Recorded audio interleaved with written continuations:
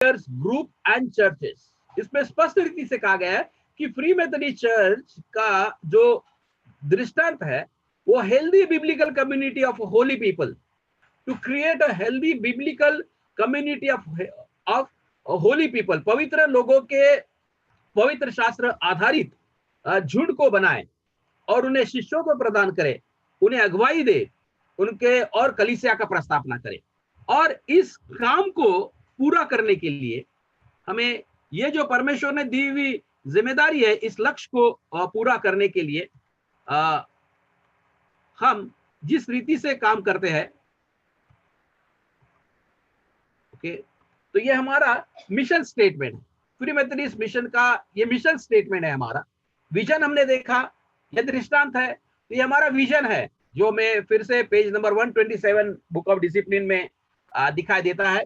इसमें ऐसा लिखा है, the mission of the free Methodist church is to make known to all people everywhere God's call to holiness through the forgiveness and holiness in Jesus Christ, and to invite them into membership and equip for ministry all who respond in faith। ये हमारा mission जो statement है free Methodist mission का, ये vision statement और mission statement हमारे दो guiding force है दोस्तों। इस दोनों गाइडिंग फोर्स को फ्री मेथोडिस्ट चर्च में जब हम रहते हैं तो इन दोनों गाइडिंग फोर्स को अपने साथ रखिए, इसको पढ़िए, बार बार सुनिए, बार बार सुनाइए। जब आप इसको बार बार विजिट करते रहेंगे तब हमें पता चल जाएगा कि what is the mission of a free Methodist church is to make known to all people everywhere God's call. परमेश्वर की जो बुलाहट है इसको सब लोगों के पास हरदम प्रदर्शित करें या बताते रहे, जिसमें हम पूरे पवित्रता, पाप क्षमा के बारे में, फॉरगिवनेस के बारे में लोगों को बताते हैं। हम प्रभु यीशु मसीह के भीतर जो पवित्रता है इसके बारे में लोगों को बताते हैं और लोगों को सदस्य होने के लिए न्योता देते हैं। और न्योता देने के बाद हम विश्वास की सेवकाई को आगे बढ़ाने के लिए हम आगे उन्हें विश्वास की सेवकाई में आगे बढ़ाने की प्रयास करते हैं। तो ये दृष्टांत को या इस मिशन को पूरा करने के लिए ये जो मिशन स्टेटमेंट हमारा है, ये मिशन स्टेटमेंट हमें समझने के लिए मत्ती सुसमाचार इसके 28 अध्याय की 18 से लेकर 20 तक की आयत और प्रेरितों का काम इसके पहले अध्याय की 8वीं आयत, ये दो बातों के ऊपर आधारित ये मिशन स्टेटमेंट हमारा फ्री मेथोडिस्ट का बना है ना। तुम्ही जाऊन संपूर्ण सृष्टीला सुवार्थीची घोषणा करा, जे वचन आम्हाला मत्तईमध्ये पाहायला मिळतं आणि प्रेषित कृत्य पहिल्या अध्यायाच्या 8व्या वचनात पाहायला मिळतं, जेव्हा पवित्र आत्मा तुम्हावरती येईल त्यावेळेस तुम्हाला सामर्थ्य प्राप्त होईल, है ना। आणि परमेश्वर का एक बार सामर्थ्य और पवित्र आत्मा का ज्ञान, बुद्धि और सामर्थ्य प्राप्त होने के बाद हम अपने दृष्टांत को जो कलीसिया की ओर दिया गया है उसको हम देख सकते हैं। और इस विजन को पूरा करने के लिए हमारे पास कुछ एक्सपेक्टेड आउटकम होना चाहिए। ये क्या फायदा होगा यदि हम हेल्दी बिब्लिकल कम्युनिटी बनाएंगे, या फिर if we start multiplying disciples, if we make a leaders and churches बनाएंगे, तो इसका कैसे हो सकता है ये काम। ये होने के लिए क्या free Methodist church of India का एक्सपेक्टेड आउटकम क्या है, तो जिसको हम लोग फिर से पैराग्राफ 6040 और पेज नंबर 129 में ये 8 एक्सपेक्टेड आउटकम्स है। ये ऐसा होना चाहिए। एवरी कॉन्ग्रीगेशन और every church is a praying church, a saturated congregation. हमारी हर एक कलीसिया प्रार्थना करने वाली हो। Every congregation is a worshipping congregation. हर एक कलीसिया जो है ये हमारी भक्ति आराधना करने वाली कलीसिया हो गई। एवरी कॉन्ग्रीगेशन और every church is a discipling congregation. हर कलीसिया चेले बनाने वाली कलीसिया बने। Every church an evangelizing congregation. हर कलीसिया हमारी सुसमाचार प्रचार करने वाली कलीसिया बने। 5 every church a producing congregation. नए विश्वासियों को प्रोड्यूस करने वाली, रिप्रोड्यूशन करने वाली, यानी नए लोगों को बपतिस्मा देने वाली, दृष्टांत देने वाली, कलीसिया बढ़ाने वाली हमारी कॉन्ग्रीगेशन हुए। Every church a culture engaging congregation. हमारे जो कल्चर है, हमारी जो संस्कृति है, इस संस्कृति के मुताबिक क्या काम कर सकते हैं हम, उस संस्कृति को लेकर हम हमारे कांग्रीगेशन को बढ़ाने की प्रयास करना है। हमको हम हमारे जो कल्चर है उसको हम निग्लेक्ट नहीं करेंगे, ना ही हम वेस्टर्न कल्चर को इंट्रोड्यूस करेंगे, ना ही हम लोकल जो हमारा कल्चर है उसको हम अवॉइड करेंगे। सो कल्चर सेंसिटिव कांग्रीगेशन हमको बनाने के बहुत जरूरी है ना, क्योंकि वेस्टर्नाइज कल्चर बहुत ज्यादा इम्पोज हो रहा है, परंतु हमारे कलीसिया में आज जो लोकल कांग्रीगेशन कल्चर है उसको भी रखना जरूरी, वर्शिप में, विशेष करके हमारे वर्शिप में वो दिखना बहुत जरूरी है ना। हमारे पास आप बहुत कुछ इंग्लिश इंस्ट्रूमेंट आ गए हैं, बहुत अच्छी बात है, परंतु उसके साथ हमारे लोकल इंस्ट्रूमेंट्स और लोकल सॉन्ग्स भी होना बहुत जरूरी है ना। अभी बहुत सब कांग्रीगेशन हमारे मराठी कांग्रीगेशन है पर सब हिंदी गाने होते हैं, ये भी एक कल्चरली हमको सेंसिटिव होने की बहुत जरूरत है। यहाँ फिर से कहा गया है कि 7 में every church a world mission congregation. हमें सिर्फ लोकल कांग्रीगेशंस के बारे में नहीं सोचना है, लोकल मिशंस के बारे में नहीं सोचना है, हमको हमारे स्टेट्स की बाउंड्रीज को क्रॉस करना पड़ेगा। हमें कल्चर और हमारे समाज की जो सीमाएं है उसको डालकर world free Methodist mission, world missions के बारे में सोचना पड़ेगा। हमको यह सोचना पड़ेगा, we think locally but act globally. We think locally but act globally. हम स्थानिक स्तर पर सोचते हैं पर जागतिक स्तर पर काम करते हैं। चर्च को ऐसे ही करना पड़ेगा, तभी जाकर acts of the apostle chapter 1 और वर्स 8 जो है वो कंप्लीट हो सकता है। 5 जगाच्या यरुशलेम, शमरोन आणि पृथ्वीच्या शेवटापर्यंत देवाचं वचनची जबाबदारी आपल्याला दिलेली आहे, ती जबाबदारी आपल्याला पार पाडली पाहिजे। आणि 7वी आणि अतिशय 8वी आणि अतिशय महत्वाची गोष्ट 8वीं बात जो कहा गया कि every church purpose driven congregation. हर एक कलीसिया जो है ये एक उद्देश्य की ओर जाने वाली कलीसिया होनी चाहिए। हर एक कलीसिया में अपना उद्देश्य होना चाहिए। Every congregation need to have a purpose driven. They need to know their purpose. Why do they exist? Why do the congregations are existing? Each and every church which are under the banner of a Free Methodist Church, they exist to create a healthy biblical community, multiply disciples, leaders, group and churches. हर एक church के पास अपना ध्येय, लक्ष्य होना बहुत जरूरी है। और हम चाहते हैं कि हमारे हर फ्री मेथोडिस्ट कलीसिया में ये विजन स्टेटमेंट, ये पर्पस स्टेटमेंट जो है, मिशन स्टेटमेंट और विजन स्टेटमेंट, ये दोनों का बड़ा फ्लेयर बनाकर उसको लगाओ अपने चर्च में, अपने चर्चेस में लगाओ। अपने फ्री मेथोडिस्ट कांग्रीगेशंस जो है इनको पता चलने दो कि why do they exist, what is the basic purpose. ये हमारा जब विजन और दृष्टांत अगर स्पष्ट हो जाएगा तो तभी जाकर हम हमारा काम अधिक अच्छे रीति से कर सकते हैं। और जैसे हमारे पास जब ये विजन आ जाता है, पिछले बार हमने इस वाक्य को लेकर हमारा पिछले महीने के फर्स्ट वेडनेसडे का अभ्यास को हम लोग इस वाक्य को लेकर कंप्लीट किए थे कि our coming together is prayer और walking together is progress, our working together is success. हमको जब इकट्ठा आते हैं तो हम प्रार्थना करते हैं, हम इकट्ठा चलते हैं तो हम प्रोग्रेस करते हैं, और जब हम इकट्ठा काम करते हैं तब हम सक्सेस की ओर जाते हैं। और हमें इकट्ठा काम करके हमारा क्या ध्येय है, हमारे अगले 4 वर्षों में क्या ध्येय रहेगा हमारे कांग्रीगेशन का, हमारे वेस्टर्न इंडिया कॉन्फ्रेंस का, इस ध्येय को पता रहना बहुत जरूरी है। We need to time and again visit the vision which is written in the scripture. We need to revisit the vision or mission what is written in our book of discipline, and simultaneously we need to visit again and again to the vision of our Western India Conference where we all work together for the glory of God.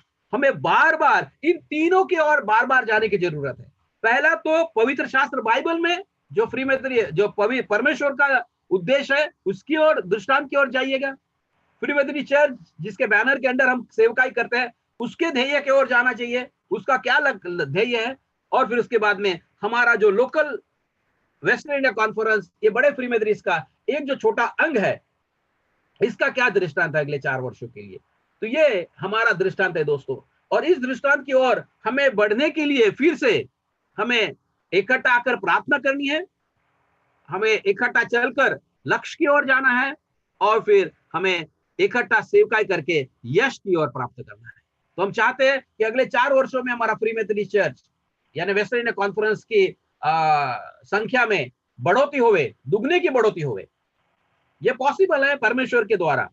हम चाहते हैं कि ये बढ़ोतरी दुगनी हो जाएगी तो कलीसिया बढ़ जाएंगी, सेवकों की आवश्यकता होगी, पास्टर्स लगेंगे, सुवार्थिक लगेंगे, मिशनरीज लगेंगे, तो हम कहां से लाएंगे? We will not borrow but we will produce our own crops. हम अपने खुद के खेत में से अपनी खुद के बीज को बोएंगे और हमारा खुद फ्री मेथोडिस्ट चर्च का बाइबल कॉलेज हम फिर से चालू करेंगे और उसके द्वारा सेवक हमें अधिक प्राप्त हो जाएंगे। और जब ये हो जाएगा तो हमारे जो एग्जिस्टिंग कॉन्ग्रीगेशंस होंगे उसमें से कम 12 एग्जिस्टिंग कॉन्ग्रीगेशन जो है वो फुल फ्लैश कॉन्ग्रीगेशन हो जाए, self supporting, self proclaiming, self governing congregations होने की जरूरत है। क्योंकि we have been existing, so many of our churches have been existing more than 25 years, but still they are dependent upon the mission and ministry missions। तो हमें वो dependency, जो mission में डिपेंडेंसी है, उसको निकालकर हमें हमारे कॉन्ग्रीगेशंस, जो कॉन्ग्रीगेशन परमेश्वर की है, हमें सेल्फ सपोर्टिंग कॉन्ग्रीगेशंस करने हैं, सेल्फ गवर्निंग कॉन्ग्रीगेशंस करने हैं और सेल्फ प्रोक्लेमिंग कॉन्ग्रीगेशंस करने हैं। तो ये परमेश्वर का ध्येय है हमारे साथ। और उसके साथ में ही हमें एक डॉटर कॉन्ग्रीगेशन भी होना जरूरी है। हर एक कलीसिया के पास अपने जितने चर्चे से पासबान हो, आप जरा सोचिए कि आप आपके कलीसिया में कितने साल से पास्टर है, या फिर how many years your congregation is been existing. Aurangabad का चर्च कितने साल से है, जालना का चर्च कितने साल से है, आपका उदगीर का चर्च कितने साल से है, या फिर आपका अभी हर चर्च का नाम कर लो तो, या फिर आपका मुमरा का चर्च कितने साल से है, आपका गोरेगांव का चर्च कितने साल से है, महिम का चर्च कितने वर्षों से है। अभी हर कांग्रेगेशन का नाम हम नहीं लेंगे दोस्तों, परंतु हम ये जानना चाहते हैं कि हम since how many years we have been existing and what is the growth rate in our congregation.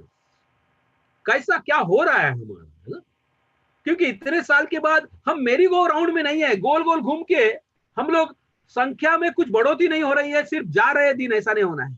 तो हमको एग्जिस्टिंग कॉन्ग्रेगेशन जो है इसको सेल्फ सपोर्टिंग करना बहुत जरूरी है। ये एक लक्ष्य होना चाहिए, ये पास्टर का लक्ष्य नहीं दोस्तों, तो ये कॉन्ग्रेगेशन का लक्ष्य होना चाहिए।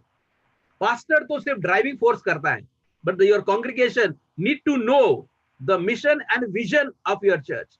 सो please communicate the vision of the Lord from the scripture. Please communicate to your congregation the vision of the Free Methodist Church to your congregation. Please inform your church, your congregation, a vision of our conference. ये जब हम लोग करते हैं दोस्तों, तब जाकर हमारी कलीसिया बढ़ने लगती है। क्योंकि हमारे कलीसिया को अब ये पता चलना जरूरी है, what is the great commandment and what is the great commission। हमारे कलीसियाओं को और हमारे पासबानों को, हम सबको ये दोनों बातें पता होना जरूरी है। ग्रेट कमांडमेंट क्या है और ग्रेट कमीशन क्या है। हमको बहुतों को ग्रेट कमीशन मालूम है, ग्रेट कमांडमेंट क्या है। ग्रेट कमांडमेंट मैं आपके लिए पढ़ता हूं, मत्ती सुसमाचार, इसका वर्स 22 और वर्स 37 से लेकर 40 तक के जो वचन है, इन वचनों को हम आपके लिए पढ़ना चाहते हैं। जस्ट मिनट, हम हिंदी में पढ़ते इसको, कि परमेश्वर की हर कलीसिया के लिए क्या ध्येय है, क्या उद्देश्य है। पवित्र शास्त्र बाइबल में जो परमेश्वर ने दिया वो महान आज्ञा है। इस महान आज्ञा को हम समझना बहुत जरूरी है, जिसमें कहा गया है मत्ती के 22 अध्याय में और 37 वचन में ऐसे कहा गया है कि उसने उनसे कहा, तू परमेश्वर अपने प्रभु से अपने सारे मन से, अपने सारे प्राण से और अपनी सारी बुद्धि के साथ प्रेम रख। बड़ी और मुख्य आज्ञा तो यही है, और उसी के समान यह दूसरी भी है कि तू अपने पड़ोसी से अपने समान प्रेम रख। यही है 2 आज्ञाएं सारी व्यवस्था और भविष्यवाणी के आधार पर। तो ये हमारा कमीशन है, ये हमारा कमांडमेंट परमेश्वर ने दिया, ये आज्ञा है हमारे लिए, है ना। ये जब कमांडमेंट हमको पता चल जाएगा कि हमें परमेश्वर के ऊपर पूरे दिल से भरोसा करना है। The issue is the church health, not the church growth. If your church is a healthy, growth will occur naturally. यदि आपका चर्च सुदृढ़ है, हेल्दी है, तो growth will come. Health and growth goes together. If your congregation is a healthy congregation, definitely it will grow. अगर healthy congregation का मायने यह होता है कि जो पवित्र शास्त्र के नींव पर आधारित होते हैं कॉन्ग्रीगेशन, वो हेल्दी कॉन्ग्रीगेशन होते हैं. पवित्र शास्त्र बाइबल के सिद्धांतों के ऊपर जो आधारित होते हैं. आपके कलीसिया के सदस्य जो है, उन्हें आप पवित्र शास्त्र बाइबल में से पढ़ाते हैं, उन्हें यह बतलाते हैं, आप उनके उद्धार की कहानियां बतलाते हैं, उनके पवित्र शास्त्र बाइबल के पढ़ने के बारे में आप उनसे बातें करते हैं, और फिर आप लगातार उनसे वार्तालाप करते हैं आपके कलीसिया में कि उनका स्पिरिचुअल लाइफ, उनका सैल्वेशन एक्सपीरियंस, उनका प्रेयर लाइफ, उनका बाइबल रीडिंग, उनका मिशन में इन्वॉल्वमेंट, उनका अपना फेथफुल गिविंग जो है, इसको जब आप रिपीटेडली बताते रहते हैं, तभी आपका कॉन्ग्रीगेशन हेल्दी बनता है. दोस्तों, सबसे महत्वपूर्ण बात अपने कॉन्ग्रीगेशन को हेल्दी बनाने के लिए है, वो ये कि आपके कलीसिया का हर एक व्यक्ति का उद्धार का अनुभव होना बहुत जरूरी है. The first and foremost thing in every congregation to be healthy is to making sure that they have experienced the savior in their life. क्या आपकी कलीसिया के हर एक सदस्य का उद्धार हुआ है?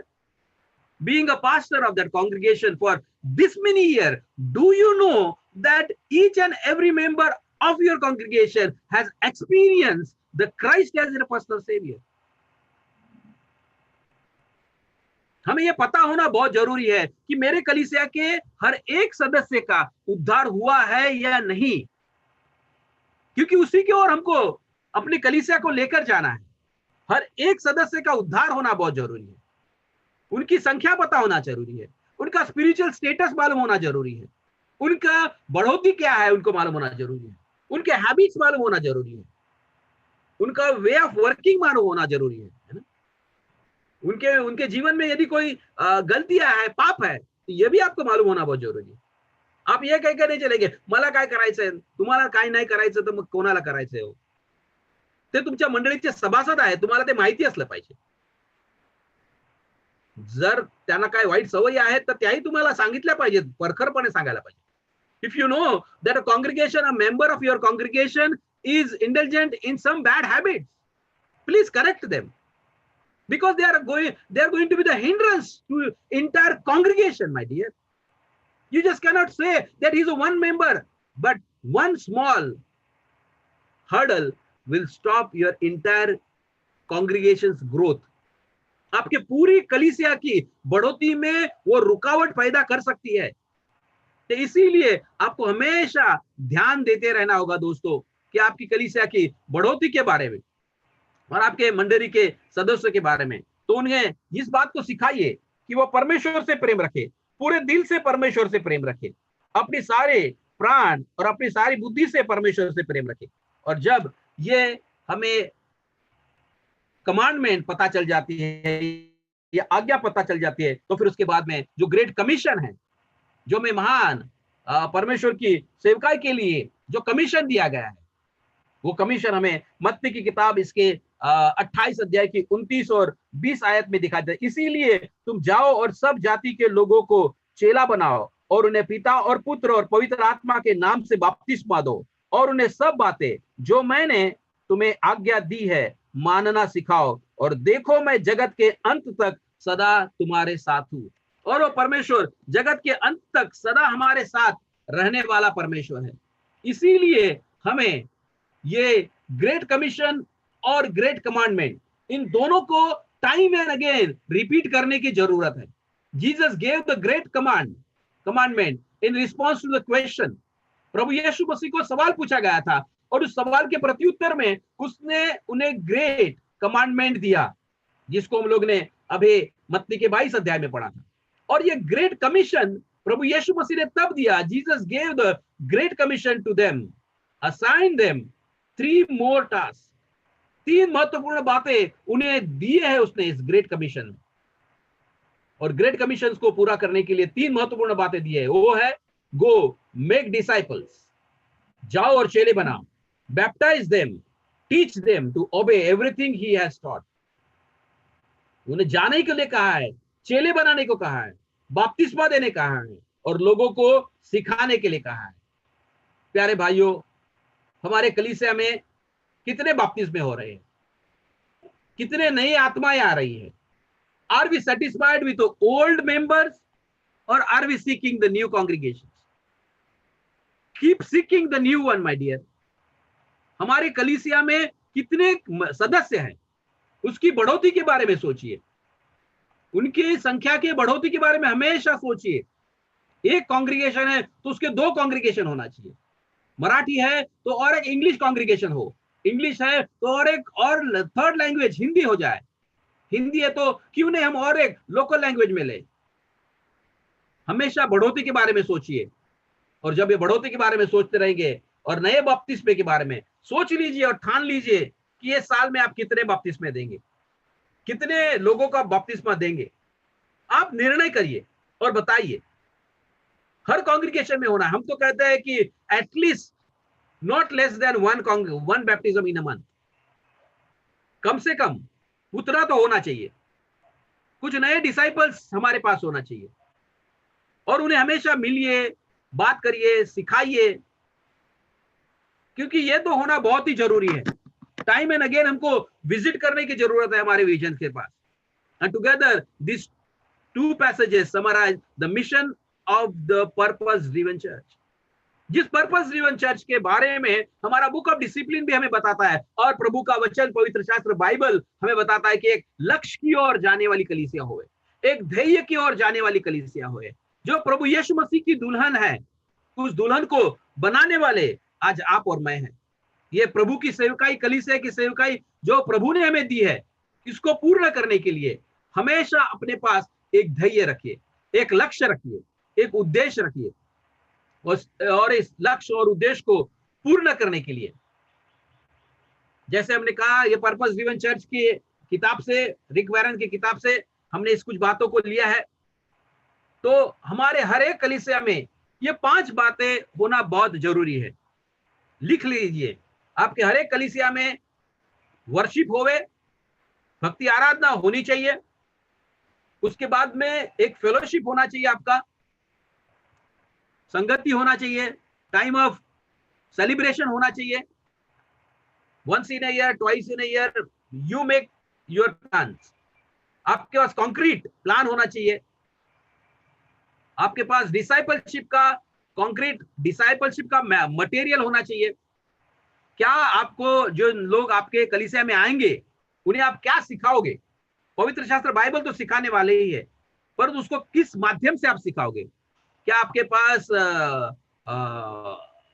नेविगेटर्स का कोर्स है, या फिर डिसाइपलशिप का कौन सा कोर्स आपके पास है? टीएफटी का स्टडी आप मटेरियल आप इस्तेमाल करोगे क्या, या फिर सीफी का मटेरियल इस्तेमाल करोगे क्या, या फिर और बिल्ड का मटेरियल इस्तेमाल करोगे क्या? कि आपका डिसाइपलशिप का जो महत्वपूर्ण पद्धति आप इस्तेमाल करोगे, इस बाइबल को पढ़ाने के लिए आप कौन सी किताब का इस्तेमाल करने वाले, ये आपको पता होना जरूरी है, क्योंकि आप पास्टर हो आपके कलीसिया के। So you need to make a decision. If you are new, you can consult some senior pastors, ask them, take the help of each other। आपका वर्शिप पैटर्न्स कैसा है आपके कलीसिया का, उसके बारे में सोचिए। आपका सेलिब्रेशंस के बारे में या फेलोशिप के बारे में आप क्या सोचते हैं?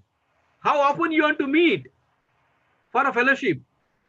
हमारा अंधेरी का इंग्लिश चर्च है, इसका एग्जांपल मैं लेता हूं फेलोशिप के लिए। They are very much found of the fellowship. हर संडे का वर्शिप होने के बाद equal number of time, equal amount of time they are spending in a fellowship, which is really good. अब वो कांग्रीगेशन के साइज के ऊपर डिपेंड करता है, परंतु ये बहुत अच्छा बात है कि जितना समय उनका वर्शिप रहा, उतना समय वो चाय पीने के लिए या फेलोशिप में एक दूसरे से मिलने में, बात करने में टाइम व्यतीत करते हैं, which is very very good.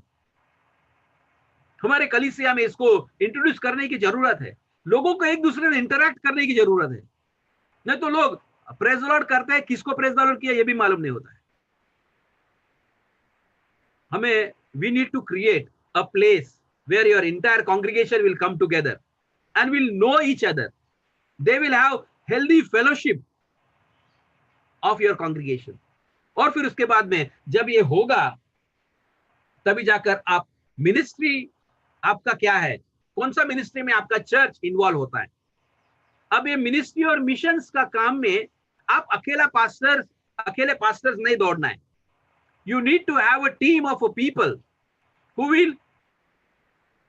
will help you in the ministry। आपकी कलीसिया के द्वारा कौन सी मिनिस्ट्री आप करना चाहते हो? विडो फीडिंग मिनिस्ट्री करना चाहते हो, डे केयर मिनिस्ट्री करना चाहते हो, या फिर स्ट्रीट चिल्ड्रन मिनिस्ट्री करना चाहते हो, या फिर आप जो रैक पिकर से बीच में मिनिस्ट्री करना चाहते हो, या पारधी चिल्ड्रंस के बीच में मिनिस्ट्री करना चाहते हो, या टैक्सी ड्राइवर्स के बीच में मिनिस्ट्री करना चाहते हो, हॉस्पिटल मिनिस्ट्री करना चाहते हो? कौन सी मिनिस्ट्री आपका कांग्रीगेशन के साथ करना चाहते हो? या पैंडेमिक में आप में से बहुत सब कांग्रीगेशंस ने पुअर फीडिंग मिनिस्ट्री किया, जरूरतमंदों को भोजन देने का व्यवस्था आपने किया, बहुत अच्छा है, very good. Which was your ministry? ये आपका मिनिस्ट्री था। फिर आपका मिशंस क्या है? ये मिनिस्ट्री करने के बाद में हमारा मिशन क्या है? Why we are feeding people. जो भी कुछ आप करते हैं मिनिस्ट्री में, इसका अल्टीमेट गोल क्या है? इसमें से क्या आप हासिल करना चाहते हैं? सिर्फ लोगों को भूखे को रोटी और नंगे को कपड़े देकर पूरा है क्या? But we need to go little further my dear, which scripture teachers from the James. Yakub की पत्री हमें सिखाती है कि हमें सिर्फ भूखे को खाना और नंगे को कपड़ा इतना ही तक सीमित नहीं रखना है हमारा मिशन, हमारा मिनिस्ट्री। हमको होलिस्टिक डेवलपमेंट के बारे में सोचते हुए उनके उद्धार के बारे में हमें सोचना है। और यह सब करने के लिए यदि आपकी कलीसिया पर्पस ड्रिवन कलीसिया है, तो आपके पास ये सब के लिए एक एक छोटे छोटे दल होंगे, टीम होंगे, लीडर्स होंगे, आपका कांग्रीगेशंस मेंबर जो होंगे। I would encourage my dear friends to make sure or make the availability of the people who are called in our discipline a OB member, official board member, उनको ये हर काम का जिम्मेदारी सौंप दो, उनको इन्वॉल्व करो। सिर्फ डिसीजन मेकिंग के लिए इन्वॉल्व मत करो। Involve them in worship, involve them in fellowship, involve them in disciples making, involve them in ministry, involve them in missions. जब आपके ऑफिशियल बोर्ड, जिसको हम लोगों के डिसिप्लिन में कहते हैं, अगर उनको हम लेकर इन एक्टिविटीज में इन्वॉल्व करेंगे, तो आप पास्टर, आप और मैं एग्जॉस्ट नहीं हो जाएंगे। तो you know that there are people, और यही सीक्रेट है ये चर्च ग्रोथ का। ये चर्च ग्रोथ करने के लिए यही सीक्रेट है। Always emphasize balance, health, strength और साइज एंड शेप। हमेशा आप इनमें बैलेंस करिए। आपका कलीसिया शायद वर्शिप में बहुत अच्छा है, एक्सेलेंट, A+ है। हाउ इज फेलोशिप में कैसा है, डिसाइपलशिप में कैसा है, मिनिस्ट्री, मिशंस, ये 5 बातें जो लिखी है मैंने, इन 5 बातों के बारे में आप सोचिए, आप प्लानिंग करिए। आपके कांग्रीगेशन के साथ, आपके OB मेंबर के साथ बैठ के सोचिए बार बार इसके बारे में। और हमारा चर्च का हेल्थ कैसा है, स्ट्रेंथ और द साइज एंड शेप, हमारे कलीसिया के संख्या और आकार कैसा है। कोई चर्च छोटा होगा संख्या में, पर उसमें ये सब पोटेंशियल पार्ट्स जिसको कहते हैं ये होंगे। कोई कांग्रीगेशन साइज में बहुत बड़ा होगा, परंतु उसमें ये पोटेंशियल पार्ट्स नहीं रहेंगे। So make sure that you are concentrating on worship, fellowship, disciple making, ministry and mission. यह करने के लिए आपके पास एक टीम होना जरूरी है। There is no one particular formula or way of doing churches. It is the purpose-driven focus on intentionally that is important, not the method. ये करने के लिए एक ध्येय के साथ, लक्ष्य के साथ, उद्देश्य के साथ आपको ये करना पड़ेगा। कोई एक पर्टिकुलर मेथड नहीं हम लोग लेंगे। बाइबल ये हमारा सबसे महत्वपूर्ण किताब हमेशा बना रहेगा, और उस लक्ष्य को पूरा करने के लिए हमें आगे बढ़ने की जरूरत है। और जब आगे हम लोग बढ़ते हैं, तो जब हमारे पास कुछ 12 प्रिंसिपल्स होंगे, जिसको हम लोग आते दिनों में हमेशा आगे आगे देखते जाएंगे, जिसमें का एक अतिशय महत्व का पहला प्रिंसिपल हमें दिखा देता है कि they have a purpose statement in their own word. आपके कलीसिया में आपका vision statement, mission statement, purpose statement होना बहुत जरूरी है। आपके जीवन के लिए भी होना जरूरी है दोस्तों, सिर्फ कलीसिया के लिए नहीं। आपका अपना भी तो कुछ विजन स्टेटमेंट होना जरूरी है। अगर आप मुझे पूछते हैं कि आपका क्या विजन स्टेट, क्या आपका पर्पस स्टेटमेंट है, तो मैं स्पष्ट रीति से शब्द में कह सकता हूं, I want to know him, I want to love him, I want to serve him. ये 3 शब्द मेरे जीवन का लक्ष्य बनाती है दोस्तों। मुझे उस परमेश्वर को और अधिक जानना है, मेरे अभ्यास के द्वारा, प्रार्थना के द्वारा, उपवास के द्वारा और मेरी सेवकाई के द्वारा। I want to know the Lord almighty, one who died on the cross for me, who has purchased me with his precious blood. उस परमेश्वर को मैं अधिक गहराई से जानना चाहता हूं, जिसने मेरे लिए सलीब के ऊपर अपनी जान दे दी, जिसने अपने लहू का मोल देकर मुझे खरीद लिया है। उस प्रभु को मैं अधिक गहराई से जानना चाहता हूं, और उसको जानने के लिए मैं विभिन्न पद्धतियों का इस्तेमाल करता हूं।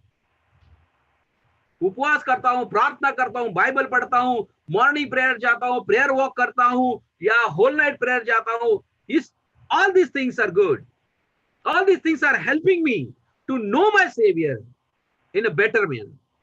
या फिर अभी पास्टर शीरिश ने अच्छा शुरुआत किया है, जिसका लीडिंग वो करते हैं, डैनियल फास्ट 21 डेज का, which is good. It is helping you to know your saviour more. अधिक गहराई से, अधिक करीब रीति से आप अपने उद्धारकर्ता को जानते हो। और यदि आपने अपने उद्धारकर्ता को जान लिया है, तो ग्रेट कमीशन जो है, ग्रेट कमांडमेंट जो है, वो फुलफिल होने में कुछ देर नहीं लगेगा।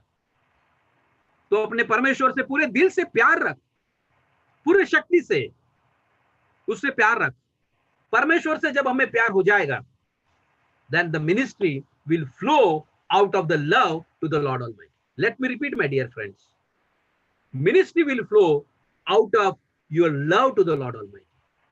Ministry will never be a burden, but it will be a joyous occasion, because you are serving the Lord Almighty through the church. Ministry will never be a burden if you know your Savior well. यदि आपको आपका उद्धारकर्ता पता है, तो सेवकाई आपके लिए कभी भी बोझ नहीं लगेगी। It is not a job my dear, it's a call, more important. ये आपका जॉब नहीं है, ये आपकी बुलाहट है, ध्यान रखिएगा। पास्टर की सेवकाई, सुवार्थी की सेवकाई या मिशनरी की सेवकाई जो हम लोग कर रहे हैं, ये नौकरी नहीं है, ये हमारा बुलाहट है, ये हमारा पाचारण है। हे आमचं पाचारण आहे मित्रांनो। जर ही नोकरी असती तर नोकरी असती, पण हे आमचं पाचारण असल्यामुळे आम्हाला जे देवाने पाचारण केलेलं आहे ज्या कामासाठी, ते काम आम्ही जेव्हा करत राहतो, त्यावेळेस देवाचा उद्देश पूर्ण होतो। प्रत्येक मंडळीमध्ये, हर एक कलीसिया में वो ध्येय, वो लक्ष्य होना बहुत जरूरी है। They have a purpose statement in their own words. This describes their commitment to building the church around the 5 New Testament purposes, which is worship, evangelism, fellowship, discipleship and ministry. ये नए नियम के 5 बातें जो है, जो हम लोग ने अभी प्रेरित काम इसके दूसरे अध्याय में हमने पढ़े थे आपके लिए, उनकी ओर देखते हुए हमें पता चलता है कि हमारी कलीसिया जो है, ये आराधना करने वाली, सुसमाचार प्रचार करने वाली, संगति में समय बिताने वाली, शिष्यत्व करने वाली, और फिर मिशन और मिनिस्ट्री में इन्वॉल्व होने वाली। रिपीटेड करते हैं बार बार बार बार बार बार, जब तक कि हमारे हर एक फ्री मेथोडिस्ट की कलीसियाओं में ये नहीं होता है, तब तक हमको रिपीट करना है दोस्तों। आपका कांग्रीगेशन छोटा है या बड़ा है, 2 फैमिली आपके कलीसिया में आपके अंडर में है या 200 फैमिली अंडर है आपके, मत चिंता करिए। आप अपना विश्वास योग्यता से काम करते रहिए, परमेश्वर की पाचारण और बुलाहट के साथ अपने काम को करते रहिए, और देखो प्रभु की महिमा आपके जीवन में और आपकी कलीसिया के द्वारा होती रहेगी। जिस ध्येय के साथ, जिस उद्देश्य के साथ और जिस लक्ष्य के साथ परमेश्वर ने आपकी कलीसिया को बनाया है, बुलाया है, उसको आप लगातार पूरा करने का प्रयास करते हो। वर्शिप के लिए समय बिताओ, इवेंजलिज्म की योजनाएं बनाओ, कैसे करके, क्या करके, क्या, not once in a year नहीं होना हमारा evangelism. Band of outreach which is good, अच्छा है सुसमाचार प्रचार करना एक बार साल में। क्या हम इसको रेगुलर नहीं कर सकते? हमारा कांग्रीगेशन में हर संडे 10 गॉस्पल पैकेट्स लोगों को देना। अंधेरी मराठी चर्च में हर संडे को चर्च छूटने के बाद में कोई निर्धारित लोग हैं जो हर संडे को जरूर चर्च में से वो जॉन गॉस्पल लेके जाते हैं, देते हैं, कम से कम 1 2 3 4 लोगों को क्यों ना हो। आउटरीच, इवेंजल आउटरीच ये ईयरली एक्टिविटी नहीं होना है। It should be in your DNA, my dear church. And then only your congregation will be called evangelical congregation. Otherwise, we will fall into the category of orthodox churches. पारंपरिक मंडली में नहीं जाना है हमको, तो सुसमाचार प्रचार करने वाली कलीसिया में हमको जाना है, जो सुसमाचार प्रचार करेगी, प्रयास करती रहेगी। जो भी होगा, जैसे भी होगा, नया नियम देना है। कितने नया नियम हम देंगे, कितने पूर्ण गॉस्पल हम बांटेंगे, या कितने हम लोग ने ट्रैक्स डिस्ट्रीब्यूट किया है, इस बात का हिसाब रखो अपनी चर्च में। कितने ट्रैक्स बांटे हैं आपने, कितने न्यू टेस्टिमेंट दिए हैं, कितने बाइबल आपने दिए हैं, कितने नए बपतिस्मा आपने किए हैं, इस बात का अकाउंट रखो भाइयों। फाइनेंशियल अकाउंट तो एक अलग बात है। हम फाइनेंशियल अकाउंट के बारे में बहुत सोचते हैं, बट ये कॉन्ग्रीगेशंस के हेल्थ का अकाउंट के बारे में हमारे पास बहुत ही निग्लिजेंसी है। इसका हमारे पास डॉक्यूमेंटेशन नहीं है। Whereas I would say that we need to give an equal emphasis on the spiritual growth of our congregation. Financial stability है, financial integrity है, which is good. Thank you very much for that. But I would like to encourage my dear friends to keep the spiritual integrity also. Spiritual integrity भी रखिए, उसका भी account, उसका भी audit रखिए। आपको पता होना चाहिए, लिखिए उसको। जो कलीसिया कर रहे हैं, हम आपका बहुत धन्यवाद। आज हमारा ज्यादा उद्देश्य वो है कि हम सब मिलकर ये करें, हम सब मिलकर, because our working together leads us to the success my dear. हमारे कलीसियाओं में इस बात को सिखाओ, बताओ, और आप करो और लोगों से करवा लो। सिर्फ बताओ मत, आप खुद करो और करवा लो। इस रीति से हो सकता है, इट इज पॉसिबल, ये हो सकता है। Growth will definitely happen my dear. numerical growth as well as a spiritual growth will happen. Concentrate on spiritual growth, and numerical growth is a byproduct of a spiritual growth my dear. हमेशा ध्यान रखिए, कलीसिया का numerical growth is a byproduct of its spiritual growth. Spiritual growth जब होता है कलीसिया का, तो उसका परिणाम कलीसिया की संख्या में बढ़ोतरी होती है। Let me repeat again. Numerical growth is a byproduct of spiritual growth. Concentrate on the spiritual growth of your congregation, आपके कलीसिया के, और देखिए ऑटोमेटिकली ये न्यूमेरिकल ग्रोथ होता रहेगा। न्यूमेरिकल ग्रोथ ये बाय प्रोडक्ट है, ये बाहर से दिखने वाली बात है। सांख्यिक वाढ ही बाहेरून दिसणारी आहे, परंतु देवाची आवड जी आहे ही न्यूमेरिकल ग्रोथ पेक्षा स्पिरिच्युअल ग्रोथला तो जास्त कॉन्सन्ट्रेट करत आहे। आणि ज्या वेळेस आम्ही स्पिरिच्युअल ग्रोथच्या बद्दल विचार करतो, ते तुम्ही करताय की नाही करत आहात हे तुमच्या संख्येच्या, हे मंडळीच्या तुमच्या बाह्यकारी ग्रोथ वरती दिसून येणारच आहे। म्हणजे सांख्यिक वाढ ही तुम्ही जर मंडळीची चांगली आध्यात्मिक काळजी घेत आहात, तर अपजतच आपोआपच त्या मंडळीमध्ये सांख्यिक वाढ झाल्याशिवाय राहणार नाही। या दोन्ही गोष्टी एकत्र जाणार आहेत बरं, ये दोनों बातें इकट्ठा जाने वाली है। Spiritual growth and numerical growth will go hand in hand, my dear. You just cannot say that I will be concentrating on spiritual growth and I will not be bothered about the numerical growth. If you have a definite plan for the spiritual growth of your congregation, numerical growth will automatically appear. आपके कलीसिया के बारे में सोचना हमको यही है कि हमारा न्यूमेरिकल ग्रोथ कैसा है, हमारा स्पिरिचुअल ग्रोथ कैसा है। और स्पिरिचुअल ग्रोथ जब होता है तब हमारी कलीसिया और अधिक रीति से बढ़ती जाती है। और ये न्यूमेरिकल ग्रोथ करने के लिए हम अगले सेशन में जाएंगे, तो अगले बार अगले महीने में जब आएंगे तो हम इसके आगे के अभ्यास के बारे में और सोचने की कोशिश करेंगे। तो अभी हमारा समय पूर्ण होता है, तो हम अधिक आगे नहीं जाएंगे। फिर से मैं मेरे फ्री मेथोडिस्ट चर्च का जो डिसिप्लिन बुक का पैरा है, मिशन है, उस स्लाइड्स को लगाता हूं।